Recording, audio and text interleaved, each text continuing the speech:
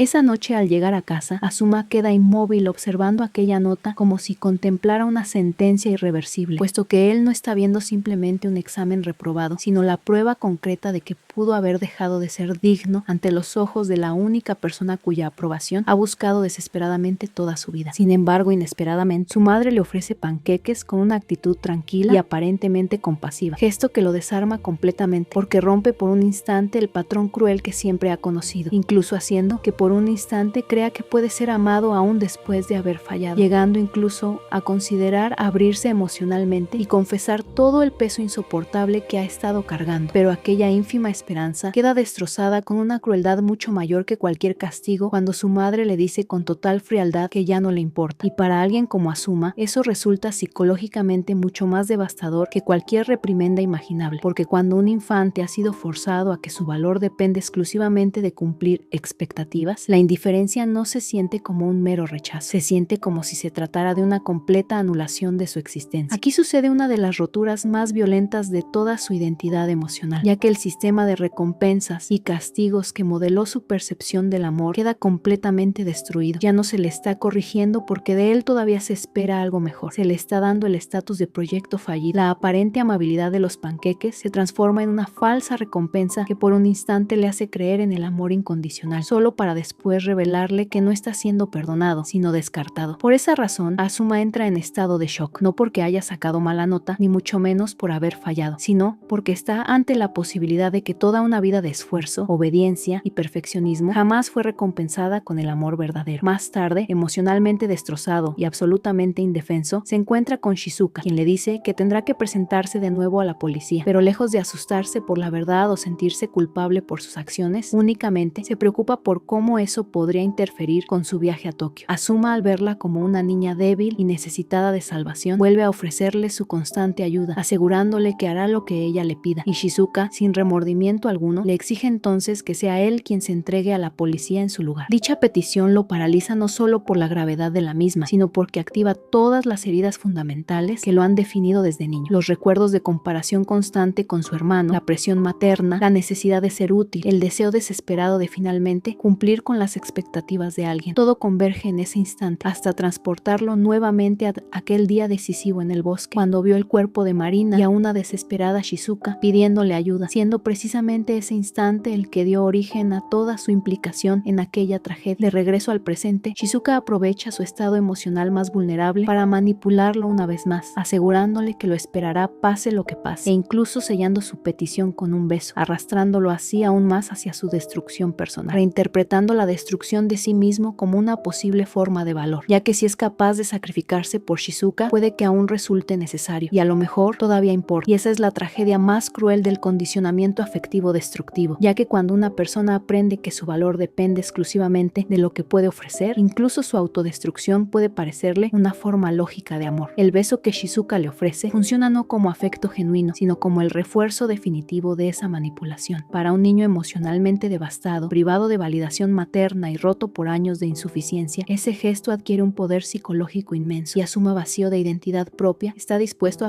aferrarse a cualquier cosa que lo haga sentir necesario. A la mañana siguiente, Azuma sale de su habitación decidido a cumplir por fin con lo que considera su único propósito restante. Sin embargo, antes de que pueda llevar a cabo esa autodestrucción emocional, su hermano se interpone en su camino, pero la mente fracturada de Azuma proyecta automáticamente sus peores temores sobre su hermano, esperando escuchar que ha acabado con su familia, que ha arruinado sus vidas y que se ha convertido en la mayor decepción posible. Pero la realidad rompe con esa lógica destructiva de manera radical. Su hermano no le hace frente como un proyecto fracasado ni como una vergonzosa carga, y aunque Azuma se opone inicialmente, aún atrapado en la convicción de que ya no merece nada, su hermano destruye esa percepción, asegurándole que puede contarle cualquier cosa, que sus errores no anulan su valor, que sus calificaciones no determinan su derecho a ser amado y que independientemente de lo ocurrido, sigue siendo su hermano. Azuma por primera vez recibe palabras capaces de separar su existencia de su rendimiento, y esa diferencia resulta emocionalmente devastadora porque confronta de manera directa toda la estructura psicológica sobre la cual había construido su identidad. Quebrado por completo ante una forma de amor que no exige perfección, Azuma se derrumba y confiesa entre lágrimas toda la verdad. Esto no es solamente una revelación narrativa, sino una liberación emocional profunda, ya que por mucho tiempo el silencio, la culpa y la manipulación habían reducido su mundo a una prisión psicológica, donde solo podía existir como una herramienta para otros. Pero al verbalizar su dolor y al permitirse fracasar frente a alguien que no lo abandona, por primera vez rompe el ciclo de aislamiento que lo estaba conduciendo hacia su destrucción total, siendo aquí donde se nos presenta uno de los cambios más importantes de su arco, en el que Azuma deja de actuar solo como un niño condicionado para sobrevivir mediante el perfeccionismo y comienza, aunque sea de forma dolorosa, a recuperar su humanidad. La intervención de su hermano es mucho más que un gesto de hermandad, es la irrupción de una verdad psicológica fundamental. El afecto verdadero no tiene que ver con el rendimiento, con la utilidad ni con el sacrificio extremo, simplemente sostiene cuando todo lo demás colapsa. Por eso este momento no funciona solo como salvación narrativa, sino que representa la primera ruptura real del sistema de presiones paternas que definió la existencia de Azuma. Toda su vida había sido condicionado para creer que solo merecía atención si cumplía con estándares imposibles, pero su hermano le muestra que existir, sufrir y pedir ayuda son también razones válidas para ser protegido. Mientras tanto, Shizuka observa con plena conciencia cómo el control emocional que ejercía sobre Azuma comienza a fracturarse. Takopi, cada vez más devastado por la magnitud moral de sus actos, se acerca progresivamente a la necesidad de enfrentar la verdad. Sin embargo, Shizuka permanece aferrada a su obsesión por Tokio y Chapi, demostrando hasta qué punto su trauma ha distorsionado su capacidad de procesar cualquier otra prioridad emocional. A la mañana siguiente, Shizuka abandona su hogar junto a Takopi, con una energía que durante mucho tiempo había parecido extinguida, aferrándose con desesperada felicidad a la idea de reencontrarse finalmente con su padre y Chapi. Ambos emprenden un viaje hacia Tokio atravesando barcos, trenes abarrotados y paisajes urbanos desconocidos y un entorno radicalmente distinto al dolor cotidiano del que proviene, convencida de que al final de ese recorrido encontrará intacto aquello que perdió. Sin embargo, al llegar finalmente al edificio donde reside su padre, la realidad se desploma de inmediato frente a ella. Cuando la puerta se abre, su padre aparece cargando en brazos a una niña pequeña, mientras otra corre hacia él llamándolo padre. Confundida, pero aún aferrándose a su esperanza, Shizuka le explica que ha venido a ver a Chapi. Su padre, completamente desconcertado, no entiende lo que sucede, y en ese devastador instante, Shizuka comprende que Chapi nunca estuvo allí, y cuando la otra niña pregunta por qué esa desconocida llama padre a su papá, él simplemente responde que no lo sabe, dejando a Shizuka completamente inmóvil y sumida en un shock emocional absoluto. Y es precisamente aquí donde la obra nos revela una de sus heridas más profundas. Cuando una persona sobrevive gracias a una ilusión, destruir esa ilusión sin ofrecer una alternativa emocional no produce liberación, sino colapso. Takopi, pese a acompañarla, sigue sin comprender que el dolor de Shizuka jamás se trató únicamente de recuperar algo perdido, sino de sostener una razón para seguir existiendo dentro de un mundo que constantemente la ha reemplazado. Más tarde, refugiados bajo un puente, Shizuka comienza a desmoronarse psicológicamente de una forma cada vez más alarmante. Incapaz de procesar la magnitud real de su pérdida, desplaza su desesperación hacia una lógica profundamente distorsionada, convenciéndose de que quizá las nuevas hijas de su padre pudieron haberle hecho daño a Chapi. En medio de ese deterioro, le exige a Takopi uno de sus aparatos para comprobar aquella absurda posibilidad, pero Takopi, completamente superado por la situación, comienza a quebrarse emocionalmente. Mientras recibe agresiones y maltrato, su reacción no es comprender el origen de la violencia, sino culparse a sí mismo por no haber sido suficientemente útil. Entre lágrimas, se disculpa repetidamente, rogándole regresar a casa y prometiéndole conseguir nuevos aparatos para hacerla feliz nuevamente, como si el problema pudiera resolverse restaurando una versión superficial de la alegría pasada. Shizuka, ya emocionalmente endurecida, le responde que si no puede ayudarla como necesita, entonces ya no lo necesita en absoluto. Takopi queda paralizado ante una mirada que le resulta aterradoramente familiar. Esa frialdad y violencia activan en él recuerdos fragmentados que habían permanecido enterrados, y justo antes de ser golpeado nuevamente, comienza a emerger aquello que su propia memoria había bloqueado. Es entonces que la escena retrocede a una línea temporal anterior, donde una Marina más joven y emocionalmente rota se encuentra con Takopi en aquel terreno baldío, agradecido por la comida que ella le ofrece. Takopi decide acompañarla, intentando constantemente hacerla feliz mediante sus aparatos felices, aferrado a la misma lógica simplista que siempre ha guiado sus acciones. Sin embargo, Marina rechaza cada intento con violencia, desprecio y golpes constantes, respondiendo con una hostilidad que Takopi es incapaz de interpretar correctamente. Para él, sus reacciones siguen pareciendo únicamente señales de tristeza o o mal humor pasajero, sin comprender que detrás de esa agresividad existe una personalidad profundamente moldeada por abuso, miedo y supervivencia emocional. Al llegar a casa, Takopi presencia por primera vez el verdadero entorno de Marina, una cocina oscura donde su madre, completamente deteriorada, la recibe con una agresividad aterradora. Allí, Marina cambia de inmediato su comportamiento, adoptando una sumisión automática, una amabilidad forzada y una expresión cargada de miedo que revela hasta qué punto su identidad ha sido condicionada por la violencia materna. Pero eso no impide que su madre la amenace con una botella de vidrio rota, culpándola de sus propias desgracias, de ser una inútil, de no poder atraer a un hombre que la ame y de convertirse en el reflejo vivo de todas sus desgracias. Marina, lejos de responder con rebeldía, solo puede llorar, suplicar perdón y reducirse emocionalmente para sobrevivir a un entorno donde cualquier error puede convertirse en castigo extremo. Esa noche aislada en su habitación, confiesa entre lágrimas su profundo miedo al vidrio mientras Takopi observa la herida visible en su mejilla y comprende, aunque todavía de forma superficial, que Marina vive atrapada en una realidad infinitamente más cruel de lo que su ingenuidad puede procesar. Es aquí donde la obra expone una de sus representaciones más devastadoras del trauma intergeneracional. Marina no existe dentro de una relación materna basada en amor, sino dentro de una estructura de codependencia patológica donde su valor depende exclusivamente de absorber, sostener y justificar las fracturas emocionales de su madre. La herida en su rostro no simboliza únicamente abuso físico, representa la internalización de una vida donde existir implica cargar con el colapso psicológico de otra persona. Su miedo al vidrio deja de ser una simple fobia para convertirse en la evidencia de cómo el trauma prolongado altera la conducta, la percepción y el propio sentido de identidad. Marina no teme solamente a su madre, teme al sistema entero de imprevisibilidad, humillación y violencia que ha definido cada aspecto de su existencia. Al día siguiente, tras regresar de clases junto a Takopi, Marina comienza a revelar su deseo de algún día convertirse en una buena madre y criar a su futuro hijo en un ambiente amoroso y completamente distinto al infierno psicológico en el que ella misma ha crecido. Sin embargo, Takopi, incapaz de comprender la profundidad de esa confesión, responde desde la misma ingenuidad emocional que ha caracterizado todas sus intervenciones, al señalarle que constantemente imita a su propia madre cuando lo golpea, pero asegurarle aún así que eso significa que podrá ser una buena madre reduce una herida psicológica compleja a una lógica peligrosamente superficial. Sus palabras impactan profundamente a Marina, quien por primera vez dirige hacia él una mirada fría, mucho más profunda de la que Takopi puede interpretar. Aún así, convencido de que debe hacer algo para mejorar su vida, Takopi decide encontrarle a alguien capaz de amarla y ofrecerle la estabilidad que cree que necesita. Esta búsqueda lo conduce accidentalmente hacia Azuma y el encuentro entre ambos produce una conexión inmediata. Con el paso del tiempo, Marina comienza una relación romántica con él, experimentando por primera vez una sensación de esperanza auténtica, la posibilidad de ser amada, aceptada y quizá finalmente rescatada de su entorno, transforma temporalmente su realidad emocional. Su madre, de forma sorprendente, también modifica radicalmente su comportamiento. Lejos de la violencia habitual, comienza a mostrarse más estable, alegre e incluso entusiasmada, depositando en la relación de Marina una fantasía de redención personal y social. El prestigio familiar de Azuma no solo representa una pareja para su hija, sino una posible restauración simbólica de todo aquello que siente haber perdido. Sin embargo, aquella estabilidad, tan frágil como esperanzadora, comienza a derrumbarse en el momento en que Shizuka reaparece en la vida de Azuma. Su regreso reactiva en él sentimientos que jamás habían desaparecido realmente, obligándolo a confrontar una verdad devastadora que termina confesándole a Marina que pese a todo lo vivido, la persona que verdaderamente ama es Shizuka. Y para Marina, aquella confesión no representa solo una ruptura sentimental, sino el colapso absoluto de la única estructura emocional que le había permitido imaginar una salida distinta para su vida. De forma repentina, no solo pierde a quien había depositado sus esperanzas afectivas, sino también la estabilidad psicológica precaria que sostenía el delicado equilibrio dentro de su hogar. Atrapada entre el abandono amoroso y el terror doméstico, Marina regresa a casa sabiendo que deberá enfrentar algo incluso más aterrador que la pérdida de Azuma. Su madre, completamente ajena a la tragedia que ya se ha desencadenado, prepara con entusiasmo un banquete destinado a recibir al novio de su hija, aferrándose a aquella cena como si fuese la validación definitiva de que sus fracasos, su abandono y su dolor finalmente podrían corregirse a través del éxito romántico de Marina. Pero cuando Marina, paralizada por el miedo, termina confesando entre lágrimas que Azuma no vendrá porque ama a otra persona, la ilusión se destruye de forma instantánea y brutal. La reacción de su madre no surge únicamente del enojo, sino del colapso psicológico de todos sus traumas acumulados. La noticia reactiva de inmediato las heridas de su propio abandono, la memoria del esposo esposo que la dejó por otra mujer y la sensación insoportable de haber fracasado nuevamente. Incapaz de procesar ese dolor, proyecta toda su devastación sobre Marina, culpándola de su desgracia, de su abandono y de su percepción de inutilidad. La cena preparada como símbolo de redención termina convertida en escenario de violencia absoluta cuando su madre destruye todo a su alrededor, golpeándola brutalmente mientras descarga sobre ella años enteros de frustración y trauma intergeneracional no resuelto. Finalmente, dominada por una furia descontrolada, apunta un vidrio afilado hacia su propia hija con la intención de matar, transformando el hogar una vez más en un espacio donde la supervivencia reemplaza cualquier noción de afecto familiar. Más tarde, Takopi regresa solo para encontrarse con una Marina rota emocionalmente, sosteniendo el cadáver de su madre entre lágrimas, mientras se culpa por todo lo ocurrido, lamentando incluso no haber eliminado antes a Shizuka, creyendo que de haberlo hecho, quizás su padre y Asuma jamás la habrían abandonado, suplicándole que no la abandone, revelando con brutal claridad la naturaleza devastadora del trauma vincular, en la que incluso la figura que más destruye puede convertirse en emocionalmente indispensable cuando ha moldeado por completo la estructura afectiva de una vida. Desesperado, Takopi decide regresar a su planeta con el objetivo de utilizar el gran reloj feliz para corregirlo todo desde la raíz, convencido ahora de que la única solución posible consiste en matar a Shizuka para alterar el destino de Marina. Al llegar, pide ayuda a su madre, quien acepta bajo la condición de borrar sus recuerdos. Sin embargo, Takopi se niega rotundamente, golpeándola para impedirlo y utilizando el reloj por su cuenta, así regresando al pasado impulsado por la convicción de asesinar a Shizuka. Pero al volver a la Tierra, esos recuerdos comienzan a desvanecerse nuevamente. De regreso en el presente, Takopi recupera finalmente la verdad sobre su misión original, pero al recordar que Shizuka fue quien lo alimentó, su determinación comienza a romperse y entre lágrimas comprende que pese a todo no puede asesinarla, quedando atrapado una vez más entre su misión inicial, sus recuerdos fragmentados y el profundo conflicto emocional de haber intentado desesperadamente hacer felices a quienes solo se hundían más en su propio dolor. Poco después, Takopi se encuentra nuevamente con Asuma, a quien le revela toda la verdad sobre lo sucedido, suplicándole que lo ayude una vez más a arreglarlo todo. Sin embargo, Asuma se niega, no porque no quiera hacerlo, sino porque comprende que ya no puede seguir involucrándose, y más ahora que asumió toda la responsabilidad por lo ocurrido. Su madre, devastada tras enterarse de la noticia, ha caído enferma, y él entiende que seguir adelante solo provocaría aún más daño del que ya ha causado. Por ello acepta que ese probablemente sea su último encuentro con Takopi, ya que no desea seguir generando más problemas. Takopi, incapaz de aceptar aquella separación, le pregunta con desesperación si acaso nada de lo que vivieron juntos tuvo verdadero valor, si aquellos momentos en los que rieron, jugaron y compartieron una amistad fueron insuficientes frente a toda la tragedia. Confundido y emocionalmente sobrepasado, cuestiona cómo alguien como Shizuka puede ser capaz de hacerlo sufrir tanto, de lastimar a otros, de generar tanto caos y aún así haber sido capaz de compartir momentos felices junto a ellos. Asuma le responde que eso es precisamente lo normal, todos tienen partes buenas y malas, pero a pesar de todo, lo importante es que realmente pudo divertirse junto a ellos, mientras que entre lágrimas, Asuma le confiesa que por primera vez en su vida tuvo verdaderas ganas de ir a la escuela simplemente porque allí estaban sus amigos. Asuma, antes de marchar, se devuelve aquel aparato que Takopi le había entregado tiempo atrás, y entre lágrimas le pide que, si alguna vez vuelven a encontrarse en otra línea temporal, le recuerde que debe pelear más con su hermano, no porque el conflicto sea deseable, sino porque finalmente comprende que incluso las discusiones, los errores y las imperfecciones forman parte esencial de los vínculos reales. Con esa última petición, Asuma desaparece de su vida, dejando a Takopi completamente solo en aquel terreno baldío. Con el paso del tiempo, Takopi permanece inmóvil, cuestionándose si acaso intentar salvar a Shizuka siempre fue un error. Sin embargo, esa incertidumbre alcanza su punto crítico cuando en medio de una noche, Shizuka reaparece decidida a ir a la perrera para recuperar a Chapi. Takopi intenta detenerla, suplicándole que ya no siga tomando caminos destructivos, pero esta vez Shizuka explota de una forma completamente distinta, pisándolo y golpeándolo mientras descarga sobre él una furia que no nace del odio, sino de años enteros de abandono absoluto. Entre lágrimas y golpes, le pregunta una y otra vez qué se suponía que debía hacer en cada uno de esos momentos de abandono, qué se suponía que debía hacer cuando su padre la desconoció por completo, cuando no había nadie que fuera por ella a la escuela, cuando incluso su propia higiene, seguridad y supervivencia dependían únicamente de una niña completamente sola. Mientras lo golpea repetidamente con una roca, Shizuka finalmente libera años enteros de sufrimiento, confesando entre lágrimas que nunca hubo nadie para ella, revelando en este punto de la historia el cómo Shizuka nunca fue simplemente cruel, manipuladora o emocionalmente distante, sino más más bien una niña moldeada por la indefensión aprendida, por una vida donde pedir ayuda jamás garantizó protección, donde existir significaba sobrevivir sola dentro de estructuras adultas completamente rotas. Su violencia no representa maldad innata, sino el colapso definitivo de una infancia sostenida únicamente por mecanismos extremos de defensa. Takopi, por su parte, deja de buscar aparatos, soluciones mágicas o respuestas simples, y finalmente comprende que nunca entendió realmente su dolor. Comprende que su obsesión por hacerla sonreír ignoró por completo las raíces de aquello que la estaba destruyendo, y entre lágrimas se disculpa de verdad, no por haber fallado en hacerla feliz, sino por no haber entendido nunca lo sola que estuvo. Al escuchar aquellas disculpas, Shizuka colapsa emocionalmente, y por primera vez ya no necesita seguir sosteniendo la máscara de dureza que utilizó para sobrevivir, aceptando finalmente que Chapi no volverá nunca más a su vida. Durante los días siguientes, ambos permanecen juntos, compartiendo una cercanía que recuerda los momentos más puros que Shizuka alguna vez vivió junto a Chapi, como si por primera vez su dolor no estuviera siendo combatido, sino simplemente acompañado, hasta que con el paso de esos días regresan nuevamente al terreno baldío donde toda la tragedia comenzó. Allí, Takopi le habla a Shizuka sobre la vieja cámara feliz, explicándole que ese aparato posee la capacidad de regresar exactamente al instante en que fue tomada una fotografía, y aunque la cámara ya se rota, Takopi recuerda entonces que aún puede restaurarla utilizando el último vestigio de su poder feliz. Comprendiendo el costo irreversible de esa decisión, Takopi activa la cámara sabiendo que hacerlo implica sacrificar por completo su propia existencia, esta vez actuando no desde la desesperación, ni desde la ingenua necesidad de arreglarlo todo, sino desde una comprensión mucho más profunda de aquello que jamás entendió al inicio. Ayudar no significa borrar el sufrimiento, ni forzar sonrisas, ni imponer felicidad artificial. Significa ofrecer una nueva posibilidad, incluso si uno mismo no puede formar parte de ella. Shizuka colapsa emocionalmente, gritando entre lágrimas y suplicándole que no se vaya, porque ahora él representa lo único verdaderamente importante que conserva en su vida. Sin embargo, Takopi, con una serenidad nacida de su transformación final, se despide de ella comprendiendo por primera vez que está bien que Shizuka no siempre sonría, no porque no merezca felicidad, sino porque existen heridas que no pueden resolverse imponiendo alegría superficial, sacrificándose por completo para devolverle la posibilidad de reconstruir su vida desde un punto distinto, dejándola nuevamente sola en aquel terreno baldío. A la mañana siguiente, Shizuka despierta en una realidad distinta, una donde Takopi ya no está, pero donde fragmentos emocionales de su existencia permanecen enterrados en lo más profundo de su memoria. A lo largo del día, su voz parece resonar inconscientemente en pequeños momentos, como un eco persistente imposible de comprender del todo. En la escuela, Shizuka continúa su rutina aparentemente normal, pero cuando Marina intenta molestarla como de costumbre, menciona inconscientemente la ausencia de aquella flor que Shizuka solía llevar consigo, provocando en ambas una sensación inmediata de desconcierto. Mientras tanto, Azuma transita una línea completamente distinta. Rodeado ahora de compañeros, comienza a experimentar una vida más cercana a la normalidad, hablando incluso sobre conflictos triviales como discusiones con su hermano, construyendo relaciones alejadas del peso devastador que alguna vez definió su destino, mientras que poco a poco su camino se separa del de Shizuka, demostrando que incluso pequeñas alteraciones pueden redirigir por completo una vida marcada anteriormente por el trauma. Sin embargo, más tarde, cuando Marina vuelve a descargar su frustración sobre Shizuka mediante agresión física, los cuadernos de Shizuka caen al suelo, dejando visible un dibujo aparentemente insignificante, pero que al observarlo despierta emociones intensamente familiares. Y aunque Shizuka insiste en que solo se trata de un simple garabato hecho en clase, tanto ella como Marina comienzan a experimentar una avalancha emocional que trasciende cualquier lógica inmediata. Es aquí donde el ciclo de odio heredado comienza finalmente a fracturarse. Marina deja de ver en Shizuka únicamente a la hija de la mujer que destruyó su núcleo familiar y comienza a percibir a otra niña rota, otra víctima de abandono y otra existencia moldeada por estructuras adultas profundamente dañadas. Ambas colapsan en llanto, no porque sus heridas desaparezcan, ni porque el pasado deje de existir, sino porque por primera vez ese pasado deja de funcionar exclusivamente como una barrera irreversible, comprendiendo que ya no están solas y que ahora pueden acompañarse mutuamente. Años después, al verlas juntas, acompañadas incluso por Chapi, la obra no plantea una fantasía de perfección, plantea la resiliencia y la posibilidad de que personas nacidas dentro de ciclos profundamente destructivos puedan con comprensión mutua construir algo distinto. Takopi, quien comenzó como una criatura obsesionada con fabricar felicidad, termina convirtiéndose en el símbolo más puro de empatía real. Comprender que sanar no consiste en borrar el sufrimiento, sino en impedir que continúe dictando cada decisión futura. Y así, Takopi's Original Sin concluye no como una historia sobre magia, redención solución absoluta o finales perfectos, sino como una reflexión devastadoramente humana sobre trauma, memoria y segundas oportunidades emocionales, porque algunas heridas jamás desaparecen por completo, pero cuando finalmente son comprendidas, escuchadas y compartidas, dejan de ser únicamente cadenas y pueden convertirse por primera vez en el inicio de algo diferente.